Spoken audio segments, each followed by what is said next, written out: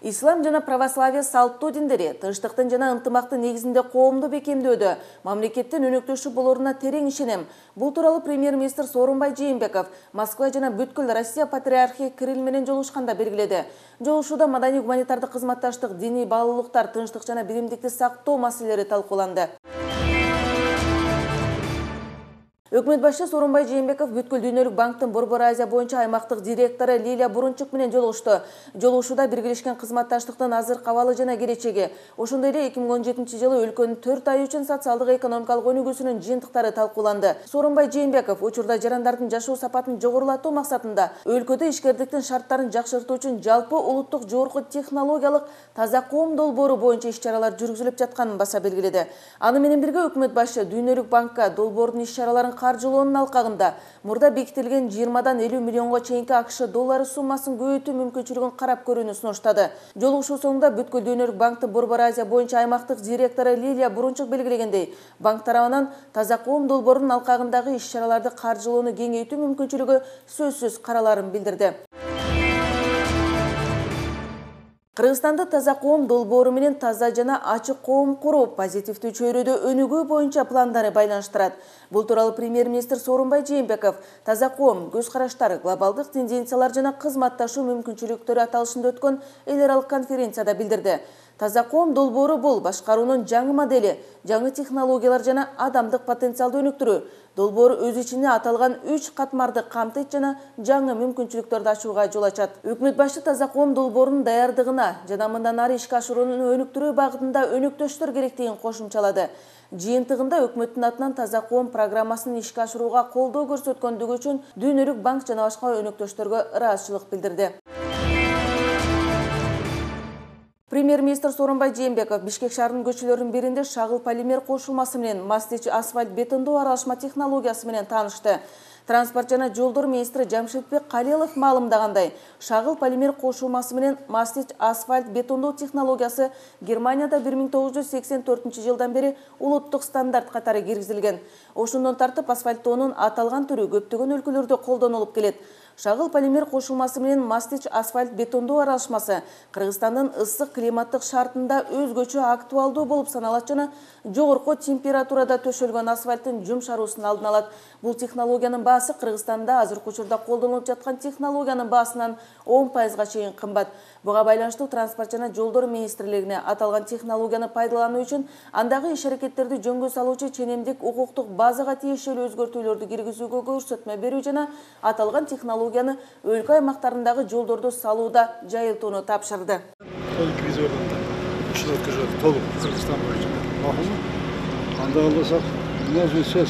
Какие претензии? Жол жаман, мы понимаем, поэтому просьба, если вы примете решение. Только денег угробили, через год, через два уже приходится заново. Не будет здесь такого. Такого не будет, да? Не будет. 2017-жылдын 1-кварталында Кыргызстандын экспорты былтыркы жылга салыштырмалуу 28,5% өстү. 2016-жылдын 1-кварталында 332 миллион АКШ долларлык товар экспортталган болсо, 2017-жылдын 1-кварталында экспортталган товарлардын жалпы суммасы 433 миллион АКШ долларынан ашты. Бул тууралуу экономика министринин орун басары Элдар Абакиров маалымат жыйынында билдирди. Товарлардын басымдуу бөлүгү Россия, Казакстан, Өзбекстан, Кытай жана ЕАЭПке кирген мамлекеттерге экспортталып жатат. Ал экспорттук потенциалды мындан да жакшыртууга болорун, ал үчүн азыркы таптагы ишкерлер туш болуп жаткан айрым көйгөйлөрдү жоюу керектигин кошумчалады. Бул багытта атамекендик ишкерлерге колдоо көрсөтүү үчүн экономика министрлигинин алдында экспорту жана инвестицияны алдыга жылдыруу боюнча мамлекеттик агенттик ачылган. Ал жакка каалаган жарандар барып, экспортко байланыштуу суроолорго жооп алып, чет элдик рынокко чыгуунун жолдорун сураса болот. Биздин экспорт 28%га өстү, 337 миллион доллардан 433 миллион долларга чейин. Негизги өскөн көрсөткүчтөр бул биздин кийим жана текстиль аркылуу болду. Бул 40%га өстү экспорт. Сүт жана сүт азыктары 2 эсе өстү. Жана алтын 3-чү өлкөлөргө 50%га өстү экспорт.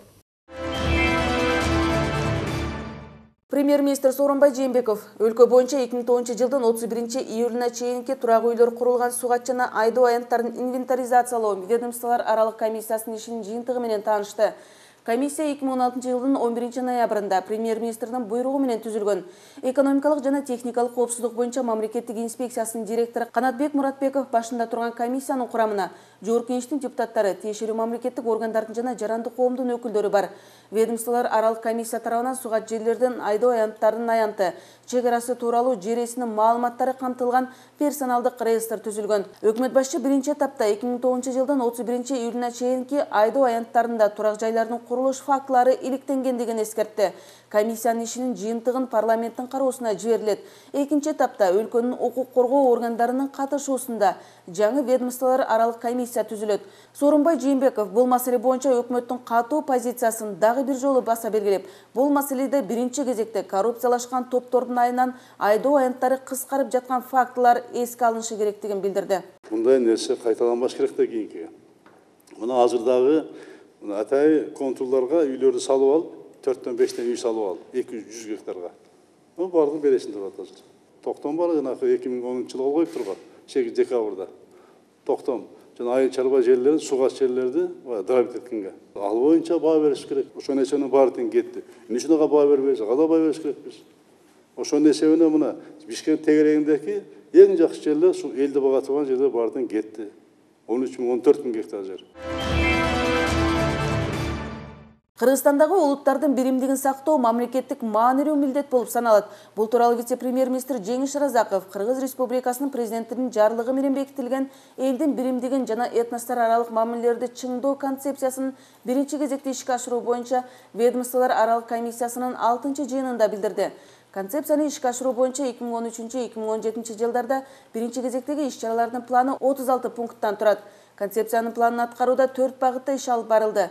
Булар чыр-чатактарды болтурбоонун алдын алуу, этностор аралык мамилелердин мамлекеттик укуктук жөнгө салуу, мамлекеттик тилдин бириктирүүчү ролу жана тилдик көптүрдүүлүктү өнүктүрүү, ыкчам маалымат алмашуу жана кабыл алынган чаралар үчүн республикалык деңгээлде Кыргыз Республикасынын өкмөтүнө караштуу жергиликтүү өз алдынча башкаруу иштери жана этностор аралык мамилелер боюнча мамлекеттик агенттиги улуттар аралык чыр-чатактардын алдын алуу боюнча система түзүгөн. Жыйындын соңунда 2016-2017 жылдын биринчи кварталында иш-чаралардын планынын аткарылышы канааттандырарлык деп табылды. Өкмөт республикадагы балдар үйүндө тарбияланып жаткан өспүрүмдөрдүн толук кандуу үй бүлөдө өсүшүнө кызыктар. Бул тууралуу вице-премьер-министр Чолпон Султанбекова Чүй облусунун Сокулук районуна караштуу Баян Антоновка жетим балдар үйүнө барганда билдирди. Вице-премьер-министр учурда өкмөт тарабынан жетим жана ата-энесинин камкордугусуз калган балдардын келечегине кам көрүүнү оптимизациялоо боюнча иштер жүрүп жатканын баса белгиледи. Андан соң вице-премьер-министр Бишкек шаарындагы Кыргыз Республикасынын саламаттыкты сактоо министрлигине караштуу адистештирилген балдар үйүнө барды.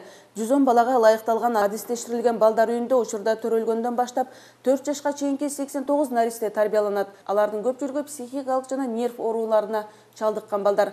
Мамлекет тарабынан ар бир баланын күнүмдүк тамагына 105 сомдон, ал эми дары-дармегине 8 сомдон каражат бөлүнөт.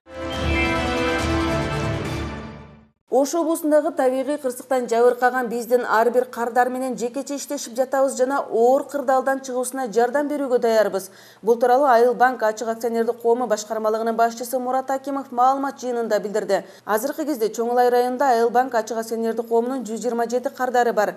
2017 жылдын 3-5 майында орун алган жер титирөөдөн улам 62 зайымчынын турак жайы ар кандай кыйроого учураган. Муну эске алуу менен банк зайымчылар тарабынан алынган насыяларды реструктуризациялоо жана мөөнөтүн узартуу чечими кабыл алынды. Мындан тышкары Ош облусунун Өзгөн районундагы Жалпакташ айылында жабыркаган 4 кардардын насыясы толугу менен жоюлган. Жоюлган насыялык карыздын жалпы суммасы 824 000 сомду түзгөн. Бүгүнкү күндө Кыргыз Республикасынын өзгөчө кырдаалдар министрлигинин атайын эсебине Ош облусундагы табигый кырсыктын кесепетинен жабыркаган жарандарга жардам көрсөтүү үчүн 13,6 миллион сом которулду. Бул тууралуу өзгөчө кырдаалдар министринин орун басары Калыс Ахматов маалымдады. 2017 жылдын 3-5 майында Ош облусунда 7 балдык жер титирөөнүн кесепетинен Чоңулай районундагы 610 турак жай ар кандай даражада кыйроого учураган. Алар авариялык абалда деп табылды. Мындан тышкары социалдык маанидеги 8 объекти кыйроого дуушар болгон. Материалдык чыгымдын жалпы суммасы 124 840 000 сомду түздү. Ош облусунун Чоңалай районундагы жер тирөөнүн кесепетинен турак жайынан жабыркагандарга жалпы суммасы 5 миллион 89 миң сом камсыздандыруу премиясы төлөнүп берилди. Бул тууралуу маалымат жыйынында Мамлекеттик камсыздандыруу уюму Ачык Аскерлерди коому башкармаларынын төрагасынын орун басары Бурул Калматова маалымдады. 2017 жылдын 5 айында өлкө боюнча Мамлекеттик камсыздандыруу уюму тарабынан 39 жаранга жалпы суммасы 6,6 миллион сом камсыздандыруу төлөмдөрү төлөнүп берилген. 2017 жылдын 5 айында жалпы республика боюнча турак жайын камсыздандыруу боюнча түзүлгөн келишимдердин саны 2016 жылдын ушул мезгилине салыштырмалуу 7 эсеге көбөйгөн.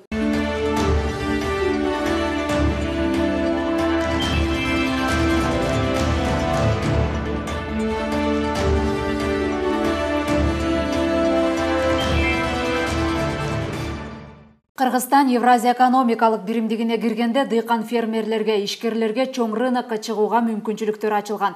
Ошону менен катар айрым талаптар да коюлган. Алардын бири эл аралык стандартка жооп берген продукция өндүрүү жана аны сертификациядан өткөрүү. Ал үчүн эл аралык талапка жооп берген лабораториялар зарыл. Сооронбай Жээнбеков өкмөт башчылыгына келгенден баштап өлкөнүн экспорттук потенциалын өнүктүрүүгө өзгөчө көңүл буруп, азыктарды сыртка чыгарууга бир топ мүмкүнчүлүктөрдү түзгөнгө жетишти. Буга чейин аймактарды кыдырып Талас облусунда талапка жооп берген лабораториянын ачылышына катышкан. Сооронбай Жээнбеков аймактарды кыдырып, андагы жергиликтүү элдин социалдык абалы менен таанышуусун улантууда. Бул жолу 2 күндүк жумуш сапары менен Ысык Көл облусуна барып, Түп районундагы өсүмдүктөрдүн карантини боюнча Ысык Көл лабораториясынын ачылышына катышты. Евразиялык экономикалык биримдикке киргенден бери Кыргызстан айыл чарбасына абдан чоң мүмкүнчүлүктөр мына бизге берилди. Бирок ошону менен бирге чоң милдеттер жана талаптар да коюлду. Бул кандай талап? Ошол биз өндүргөн продукцияны, кайра иштеткенди, чийки заттарды ошол Евразияга чыгарганда булардын өсүмдүктөрдүн коопсуздугу туугандар. Ошол талапка регламентке жооп бере турган маселеси келип чыкты мынакей. Мына буга чейин ачык керек ветеринарияга да, фитосанитарияга да сырттан акча келет деп уада берген мына коңшулар. Бирок 2 жылдан бери келген эмес, келет деп мына ушул лабораториялар ветеринардык, фитосанитардык колго алынбай алган. Былтырдан баштап каражат бөлүп, мына буларды сала баштадык. Капитал ремонтторду жасай баштадык туугандар. Азыр Жалал Абад, Баткен нарында жаңы салынат. Калган фитосанитардык лаборатория ремонт болот. Ветеринар тармак боюнча туугандар дагы. Мына ушундай маселе азыр кетип атат, жабыптар келип атат. Биз өзүбүз жаңы мына тендер бүттү, 4 жерге жаңы лаборатория салып атабыз. 17 эскисин кайра ремонт өткөзүп атабыз. Фитосанитардык көзөмөлдү күчөтүүгө республикалык бюджеттен жыл сайын бөлүнүүчү финансылык каражаттардын суммасы көбөйүүдө. 2015 жылы 1,5 миллион сом бөлүнсө, 2016 жылы 26,5 миллион сом болгон. 2017 жылга 29,9 миллион сом каралган. Түп районундагы өсүмдүктөрдүн карантини боюнча лабораторияны оңдоого 2016 жыл башталып 5 миллион 900 миң сом каражат бөлүнгөн. Айыл чарба азыктарын экспорттоого өкмөт тарабынан өзгөчө көңүл бурулууда. Акыркы 2 жылда дээрлик бардык облустарда азыркы яйып рыногуна чыгарууга мүмкүнчүлүктөр түзүлдү. Өкмөт башчы Ысык Көл районунун Ананьево айылындагы Шире чыгарган Яблочная компания ишканасын жана Каракол шаарындагы Ак булак кичи сүттү кайра иштетүү ишканасынын ийгиликтерин жеринен көрүп, жергиликтүү ишкерлерге экспортко басым жасоого чакырды. Алма ширесин чыгаруу боюнча аталган Кыргыз-Россия ишканасы 2015 жылдан бери иштеп келе жатат. Анда дүйнөлүк стандартка жооп берген заманбап технология колдонулат жана 30 адам жумуш менен камсыз болгон. Ишкананы жабдуу үчүн 80 миллион сом сарпталган жана анын 20 миллион сому алма багын өстүрүү үчүн Кыргыз-Орус өнүктүрүү фондунан алынган. Жумасына 20 тоннадан жиберип турабыз. Санкт-Петербург, Москвага.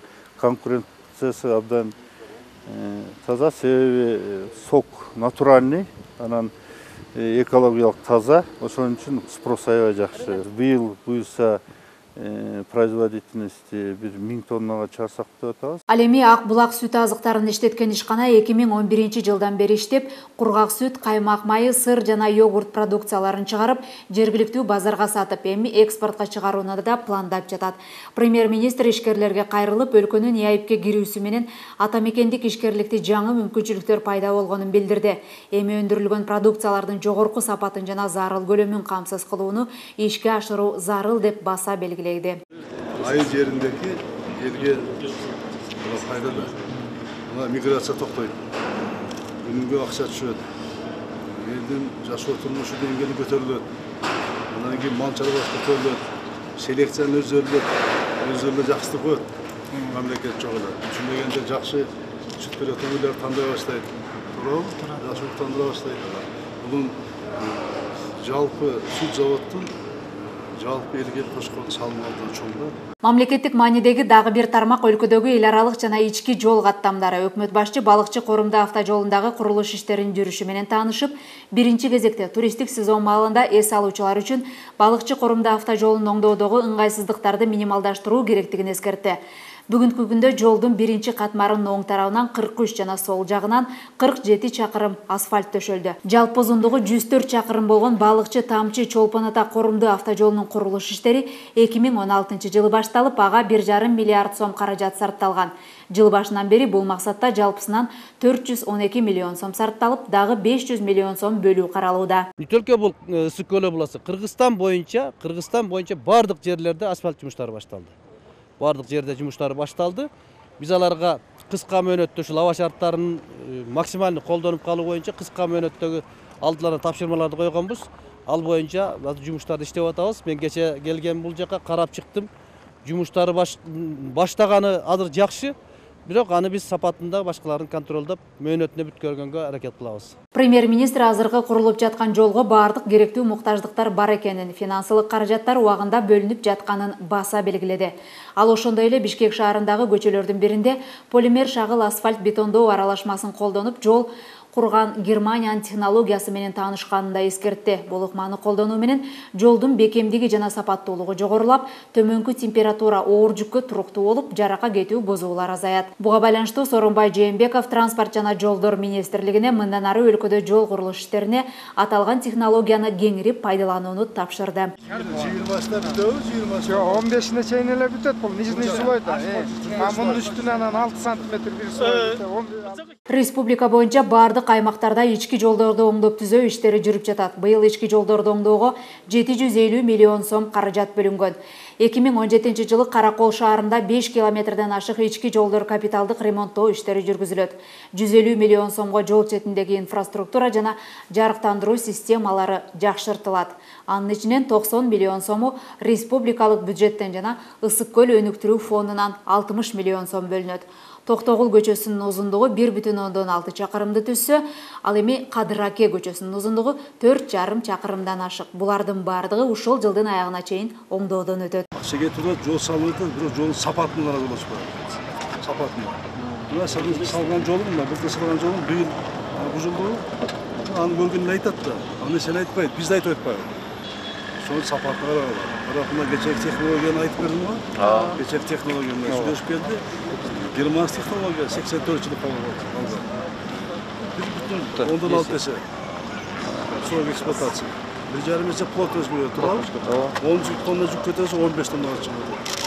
Ошондойду та алып келип, ошондой технология менен иштейди. 20 жылга чейин гарантия экен.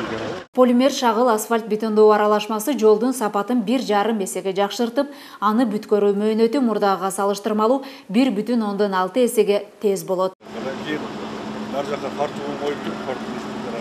Жазгы жаан-чачындын көп болушу менен быйыл өлкөдө сел жүрүү, дарыя сууларынын көбөйүшү башка жылдарга салыштырмалуу көп катталды. Бул багытта өкмөт башчы Сооронбай Жээнбеков буга чейин Ош, Жалал-Абад, Чүй облустарын кыдырып, сел жүргөн аймактарды жеринен көрүп, тиешелүү жетекчилерге ишти тездетүүнү тапшырып келген. Учурда Ысык көл облусунда Ак суу жана Каракол дарыяларынын жээктерин бекемдөө иштери уланууда. Ак суу дарыясынын жээктерин бекемдөөгө 3,5 миллион сом каражат сарпталды. Дамбанын узундугу 98 метрди түзөт. Жээктерди бекемдөө иштеринин жүргүзүлүшү менен 11 турак жай суу каптоо коркунучунан корголду. Өзгөчө кырдаалдар министри Кубатбек Боронов быйылкы жылы Ысык көл облусунда 7 объектиде суудан коргоо иштери аягына чыгаарын билдирди. Жумуш сапардын жүрүшүндө Сооронбай Жээнбеков ошондой эле Каракол шаарындагы ички жолдордун начар абалынан сырткары дагы бир көйгөй болгон ички таза суу маселеси менен таанышты. Сооронбай Жээнбеков саркынды суулардан тазалоо системасын жакшыртуу долбоорун көрдү. Тазалоочу жабдыктардын курулуш иштери 2014-жылы башталып, ортомчулардын айынан токтоп калган. Премьер-министр архитектура, курулуш жана турак жай коммуналдык чарба мамлекеттик агенттигине социалдык долбоорду куруу милдетин алып, аны убагында бүтүрбөгөн милдеттерин так аткарбаган ортомчу компаниялардын ишине мониторинг жүргүзүүнү тапшырды. Аталган мониторингдин жыйынтыгы менен милдетин так аткарбаган ортомчулар социалдык жана инфраструктуралык долбоорлорду ишке ашырууга катышпай турганын да билдирди. Качан бүтөсүңөр муну? Менин планым боюнча 20-25 июнда уже комиссияны чогултуш керек. Бул жерге. Сууну качан бересиңер? Комиссия сотуда сууну качан бересиңер? Биринчи июлга беребиз. Биринчи июлга? Элге суу кетет. Суу кетет, биринчи июлга кетет сууга. Бергиле сууну. Азыр 3 жылдан бери проект келип бүтүп отурат. Тим более суу жок экенде. Кудайга жаккан иш табылды. Акыркы кезде билим берүү тармагына мамлекет тарабынан өзгөчө көңүл бурулуп, мектеп окуучуларына жана мугалимдерге татыктуу билим берүүдө бардык шарттар түзүлүүдө. Быйыл Ысык көлдүн жээгинде мугалимдердин өздүк асыл эс алуу жайы пайда болот. Бул тууралуу премьер-министр Ысык көл районуна караштуу Сарой айылындагы Асыл деген ден соолукту чыңдоо комплексине барган учурда маалымдады. Бүгүнкү күндө Асыл комплексинин имаратын оңдоо чечими кабыл алынып, билим берүү тармагынын кызматкерлери үчүн 400 орунга ылайыкталган 5 кабаттуу жаңы ден соолукту чыңдоо борбору салынат. Мугалимдердин съездинде 3 жыл мурун президент айткан экен. Мугалимдерге пансионат берилди. Ошонун негизинде мына пансионат асылды. Шуну чечип кабыл атабыз. Тапшырма бергенбиз.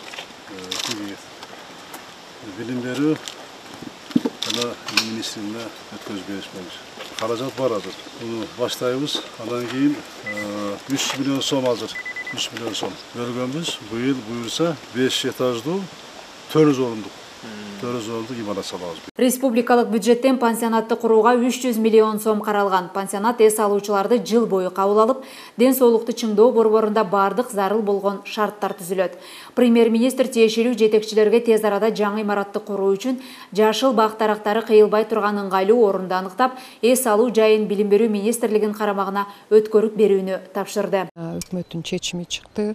Ошол пансионатты, Асыл пансионатын билим берүү министрлигинин балансына өткөзүп атышат.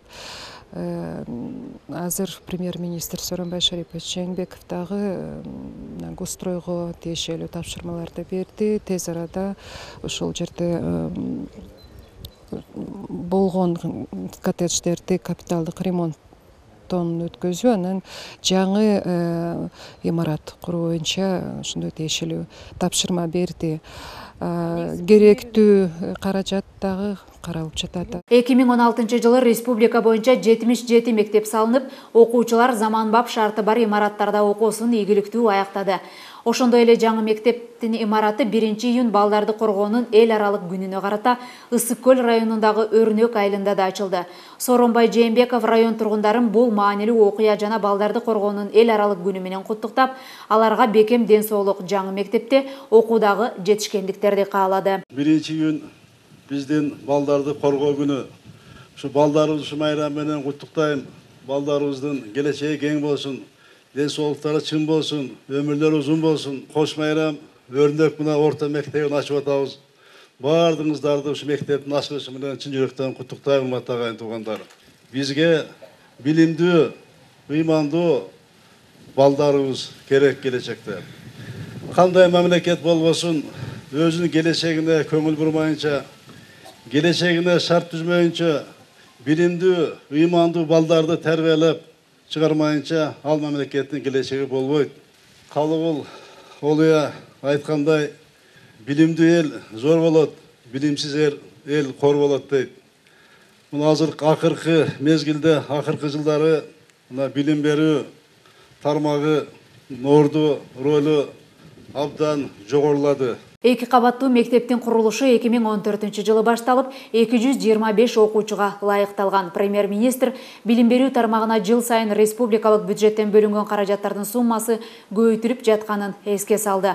Бүгүнкү күндө аталган тармакка бюджеттин 23,3% багытталган. 2010-жылы билим берүүгө 11,9 миллиард сом бөлүнсө, 2016-жылы бул сумма 35,7 миллиард сомго жеткен. Премьер-министр Сооронбай Жээнбеков 2 күндүк жумуш сапарынын алкагында Ысык көл облусундагы жакшы саамалыктар менен катар жергиликтүү элдин көйгөйлөрү менен да таанышты. Аймакта негизги маселе ички жолдор менен ичүүчү таза суу. Сооронбай Жээнбеков көл калаасынын өлкөнүн экономикасын өнүктүрүүдөгү негизги кошо турган салымы бул туризм экенин билдирди. Туризм маселеси бул биздин айылдагы элдин турмуш деңгээлин көтөрө турган бир жакшы тармактын бири. Буга өтө көп деле каражаттын кереги жок, бирок бул туризм маселеси күнүгө мамлекетке дагы, ошо иштеп аткан элге дагы каражат жөө турган жакшы тармак. Мына акыркы маалыматтар боюнча, улуттук статистикалык комитеттин маалыматы боюнча, ушу туризм менен чарба жүргүзгөн, ошо менен иштеген 104 000 субъект катталган. Азыр кетиши Кудайга шүгүр дурус. Бир жылда 15 караганда 4 000 субъектке көбөйдү. Ошонун ичинен рекреациялык жана эс алуу тармагында иштегендер 700-гө көбөйдү. Бул жаш көрсөткүч да. Негизги жанагы каражаттарды жумшоо фондторго, капиталга мына 1,5 миллиардка көбөйдү. Бирок биздин мүмкүнчүлүк менен бул дагы аз да, аз. Мына ошон үчүн азыр биз туризмди өнүктүрүш үчүн 16-жылы 2020 жылга чейинки туризмди өнүктүрүү мына программасын кабыл алдык. Биздин максат, бул максат Орто Азиядагы мамлекеттердин ичинен Кыргызстанды туризм боюнча туристтер тартып алып, биринчи орунга алып чыгыш. Кудай кааласа Кара Көл шаарындагы мына келечеги чоң биз региондорду өнүктүрүү программасын мына майдын башында кабыл алдык өкмөттүн жыйынында. Ал эмне деген программа? Бул программа 20 шаар алынды, 20 шаар. Ошол 20 шаардын тегерегинде биз Кыргызстандын экономикасындагы социал жактан бүт тармактар боюнча ошол шаарлардын тегерегин өнүктүрүү. Ошонун ичине биринчи этапта 6 шаар кирди, бир областтын борборлору. Ошонун ичине Кара Көл шаары дагы бар. Кара Көл шаары бар. Азыр тапшырма берилген. Бул ар бир шаардын бизнес план иштеп чыгыш керек. Ар тармак боюнча иштелип чыгып, өздөрүнүн мүмкүнчүлүгү бар. Калганын мамлекеттик бюджеттен инвестиция менен биз ошол 6 шаарга Бишкекке кетип аткан элдин кетип аткан жанагы жумуш издеп, анан жана кызмат көрсөтүү боюнча аякта жакшы да. Ошону токтотуп, ошол биринчи областтык шаарларда ошо Бишкектегидей кызмат көрсөтүү маселесин элге мына бу жерде жасаш тургандар. Жасаш буюрса 18 жылдыгы бюджетке каралганда буюрса ушул маселени региондорду өнүктүрүү боюнча маселени чогуу бирге карап кетебиз. Ошонун алкагында азыр Кара Көл шаарына республика бюджеттен буюрса жол, мына детсадты көрдүк, башка маселелерге жардамдар болот тургандар болот. Аны менен катар Сооронбай Жээнбеков Ысык көл облусундагы ЯЭП рыногуна чыга турган мүмкүнчүлүктөргө да токтолуп, аны кеңейтүүгө облуста толук шарттар бар экендигин кошумчалады. Биз Евразияга киргенден бери бизге абдан чоң мүмкүнчүлүк берилди. Кыргыз мамлекетинде биздин дыйкан фермерлердин айыл чарбасынан өндүргөн продукцияны экспортко чыгарыш боюнча. Мына бирок ошо менен бирге чоң милдеттер коюлган. Фитосанитардык, ветеринардык лабораторияларды куруу боюнча биз боюнча эң артта калганбыз. Мына былтырдан бери бул маселени колго алып, мына түптө фитосанитардык лабораторияны ачтык. Мына буюрса эл да кыйналбай ошол жерден көп маселе чечилет. Анан өзгөчө кырдаал министрлиги айылдарды суу ташкынынан коргоо боюнча маселелерди көрүп, аларга да каражат бөлүү боюнча аларды көрдүк. Мына бүгүн эртең менен баштап Кара Көл шаарын мына көрүп чыктык, урматтуу агайын туугандар, көрүп. Айрыкча Кара Көл шаарына жол экен маселеси. Жол, анан таза суу экен. Эртең менен таза суудан баштадык. Аларга айттык, эмне үчүн 3 жылдан бери бул проект бүтпөйт деп. Тапшырманы катуу бердик, талапты койдук. Буюрса суу маселеси дагы жакын арада Кара Көлгө мына берилет. Бул маселени мына депутаттар да, губернатор депутат болуп жүргөндөн кийин да маселени коюп аткан. Анан жол маселеси боюнча дагы көп коюлду маселе. Жогорку кеңештин депутаттары мына турган, губернатор коюп атты. Республика бюджеттен дагы жол маселеси жардам бере турган болдук. Транспорт министри келди, көрүп чыктык азыр. Анан Кара Көл шаарынын жолундагы борбордон каражат менен жардам беребиз, урматтуу агайындар. Жардам беребиз. Сүт заводун көрдүк. Бул поездкабыз абдан жакшы мындай иш сапар болду. Жакшы нерселерди көрдүк. жардам бере турган мамлекеттен кече турган маселелерди дагы мына чечип бердик. Өлкөдө калктын 60%дан ашыгы айыл жеринде жашагандыктан жергиликтүү элге керектүү шарттарды түзүү өкмөттүн негизги иш багыттарынын бири болуп саналат.